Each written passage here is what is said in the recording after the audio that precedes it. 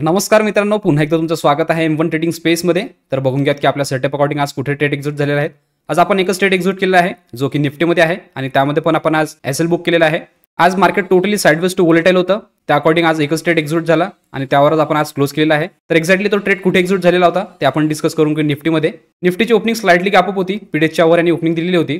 First candle intuition होती, totally वोलेटाईल होती, दोन्ही साईडने याला वीक होते. ह्याच्यामध्ये तर डायरेक्शन होतं की कोणत्या साईडला जाणार. इथने ओपनिंग दिल्यानंतर डाऊन साईडला आला. इथे कन्फर्म झालेलं होतं की हा डाऊन साईडला येऊ शकतो, कारण की ही कॅन्डल आणि ही कॅन्डल दाखवत होती की हा डाऊन साईडला शिफ्ट होत आहे आणि ऑलरेडी पीडीएचच्या आतमध्ये आलेला होता. जेव्हा इथे कन्फर्म आलं, ही कॅन्डल चांगली बेरीज दिसत होती.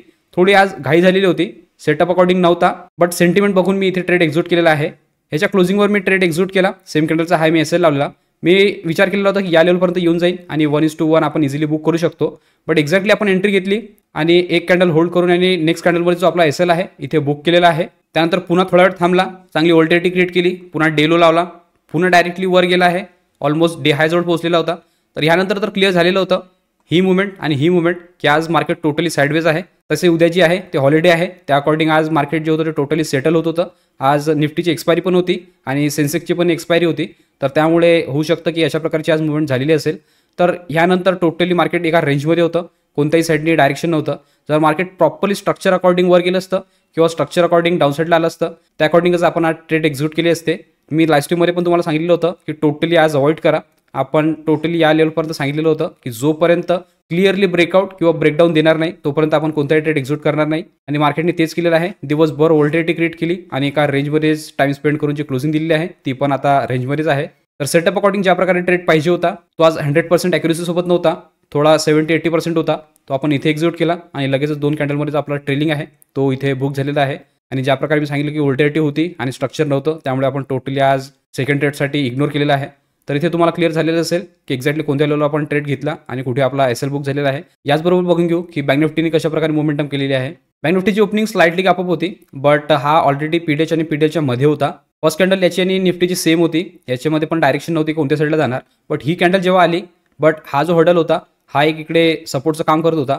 ह्या कॅन्डलमध्ये यांनी ब्रेकडाऊन तर केलं, सेलरना प्रॉपरली इन्व्हाइट केलं आणि लगेचच रिव्हर्स झालेला आहे. आज वोल्टिलिटी जरा बँक निफ्टीमध्ये कमी होती, जी एक्स्ट्रीम वोल्टिलिटी दिसत होती ते निफ्टीमध्ये होती. सेटअप अकॉर्डिंग इथे ॲक्टिवेट व्हायला पाहिजे होता, बट ऑलरेडी आपण निफ्टीमध्ये एक्झिक्यूट केला, कारण की आज त्याची एक्सपायरी होती. मला वाटलं की जर तो फास्ट खाली आला तर तिथे आपण डायरेक्टली पूर्ण प्रीमियम जे आहे ते बुक करू शकतो. बट यांनी पण अपसाईडला मोमेंटम दाखवलं आणि डाऊनसाईडला पण वोल्टिलिटी क्रिएट केलेली आहे. यामध्ये हा थोडं डाऊनसाईडला जात होता, बट ज्या प्रकारे आपल्या सेटअपमध्ये कॅन्डल पाहिजे ते कॅन्डल क्रिएट नव्हत्या, त्यामुळे टोटली आपण याला इग्नोर केलं. ही तर मोमेंटम होती, त्यानंतर ही रिकव्हरी होती आणि ही मुवमेंट होती. ह्याच्यामध्ये तर साईन होतं की हा टोटली साईडवेजचा आहे, बट जे डाऊनसाईडचं स्ट्रक्चर होतं ते मेंटेन ठेवलेलं होतं. कारण की जर तुम्ही बघाल प्रॉपरली या हाय पासून टोटली हा डाऊन साईडला येतोय आणि प्रॉपरली लो राईज स्ट्रक्चर करून डाऊन साईडला येतोय. तर इथे कन्फर्म झालेलं होतं की हा डाऊन साईडला शिफ्ट आहे, बट इथे आणि पुष्कळ वेळ घालवलेला आहे. पूर्ण दिवसच ऑलमोस्ट या रेंजवरच होता, क्लोजिंग पण याची रेंजवरच आहे. तर बँक निफ्टीमध्ये पण काही क्लॅरिटी नव्हती, तर त्यामुळे आपण आज बँक निफ्टीला पण टोटली इग्नोर केलेला आहे. एकच ट्रेड होता, त्यामध्ये पण आपण आज एसएल बुक केलेला आहे. तर इथे तुम्हाला दोन्ही पण इंडायसेसचे एक्सप्लेनेशन क्लिअर झाले असतील. याचबरोबर बघून घेऊ एक्झॅक्टली ऑर्डर बुकमध्ये कोणत्या टाइमिंगला ट्रेड एक्झिक्यूट झालेला आहे ते. ऑर्डर बुकमध्ये जर बघाल तर निफ्टीचा ट्रेड जो मी एक्झिक्यूट केलेला आहे तो केलेला आहे 9:55. तिथे मी निफ्टीचा 22,350चा सी सोल्ड केलेला, तो केलेला 1-2 मध्ये. आणि याचा जो ट्रेलिंग आहे जस्ट 5-10 मिनिटांनीच बुक झालेला आहे. एक्झॅक्टली 10 वाजता 22,350चा सी तो झालेला आहे 140 मध्ये. आज सेटअपमध्ये आपण ट्रेड तर केला, बट जी प्रोबॅबिलिटी होती ते 70-80% होती. जर अजून जो डाऊन साईडला येऊन जर ब्रेकडाऊन दिलं असतं तर त्याचे चालण्याचे चान्सेस जास्त वाढून गेले असते. बट आज दोन्ही मोठ्या इंडेक्सची एक्सपायरी असल्यामुळे ही वोल्टिलिटी क्रिएट होताना आपल्याला आज दिसलेली आहे. होप करतो तुम्ही पण तुमचा आजचा दिवस सिक्युअर केलेला असेल आणि स्ट्रॉंग माइंडसेटनी सगळं काही हँडल केलेलं असेल. जे लाईव्ह स्ट्रीममध्ये होते त्यांना तर मी टोटली गाईड केलेलं आहे. भरपूर जणांनी आज त्यांचा दिवस सिक्युअर केलेला आहे. तुम्हाला पण आमच्यासोबत जॉईन व्हायचं असेल आणि लाईव्हमध्ये लर्निंग करायची असेल तर स्क्रीनवर दिलेल्या नंबरवर तुम्ही कॉल किंवा व्हॉट्सअप करू शकता आणि डिटेल घेऊ शकता. डिटेल घेतल्यानंतर लगेचच तुम्हाला लाईव्हमध्ये जॉईन करण्यात येईल. त्यानंतर तुम्ही लगेचच आमच्यासोबत लर्निंग सुरू करू शकता. त्याचबरोबर रोज मी जे एक्झिक्युशन व्हिडिओ अपलोड करतो यामध्ये पण तुम्हाला काही पार्ट व्हॅल्युबल वाटत असेल किंवा काही लर्निंग मिळत असेल तर तुम्ही चॅनलला सबस्क्राईब करू शकता आणि व्हिडिओला लाईक करू शकता, जेणेकरून येणारे सगळे अपडेट तुम्हाला कंटिन्यू येत राहतील. तर इथे तुम्हाला आजच्या ट्रेडचं अपडेट पण क्लिअर झालेलं असेल. तर आजच्या अपडेट व्हिडिओ पुरतं एवढंच ठेवू. भेटूया उद्याच्या व्हिडिओमध्ये. तोपर्यंत शिकत राहा, इम्प्लिमेंट करत राहा.